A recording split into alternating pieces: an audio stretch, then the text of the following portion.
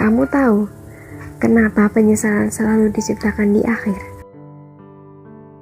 Setelah semua telah terjadi, setelah semua sudah terlambat.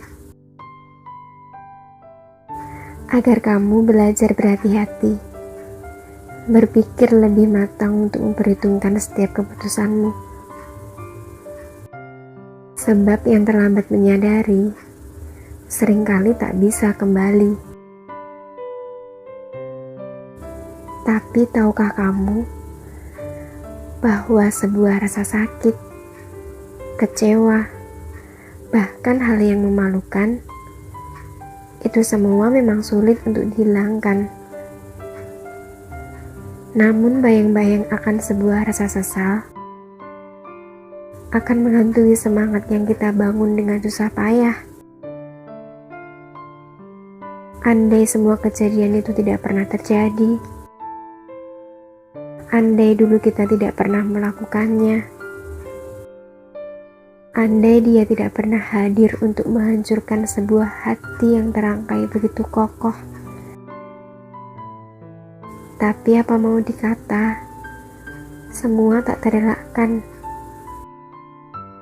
Karena waktu dan masa lalu tidak bisa diputar kembali. Menyesali kesalahan itu perlu. Bagaimanapun juga, itu yang akan membantumu untuk berbenah diri. Tapi bukan berarti penyesalan itu terus kamu ratapi. Mau sampai kapan hidup berkalung dengan penyesalan? Menunduk, mengais-ngais kesalahan yang harusnya sudah kamu proses menjadi sebuah pelajaran. Apa yang kita sebut sebagai rasa sesal itu adalah sebagai pengingat agar kita tidak pernah mengulangi kesalahan yang sama. Pada akhirnya, bukan tentang andai penyesalan tidak pernah ada dan andai itu semua tidak pernah terjadi,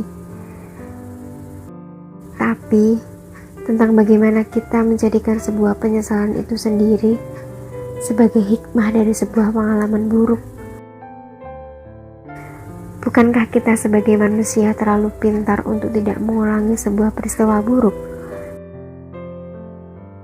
Bukankah kita ada untuk menjadikan masa depan lebih baik lagi?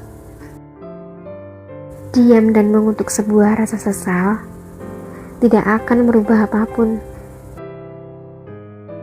Terpuruk dalam kondisi tak berdaya tidak akan ada gunanya. Keluarlah dari situasi itu. Gelap akan berganti terang yang memperlihatkan jalan menuju masa depan. Karena kita hidup bukan untuk menutup masa lalu. Nasi pun sudah menjadi bubur. Kenapa harus diiangkan lagi menjadi butir padi? Bukankah lebih baik kamu memberinya bumbu, melengkapi, dan mempercantiknya dengan hal baru, hingga semua layak untuk dinikmati. Sama halnya dengan semua hal yang telah berlalu, mengandaikannya sekarang justru terus menuntunmu ke masa lalu lagi dan lagi. Sedangkan di depanmu sudah ada masa depan yang menanti. Masa depan yang senantiasa menanti untuk ditapaki dengan semua hal baru, seperti harapan ataupun mimpi.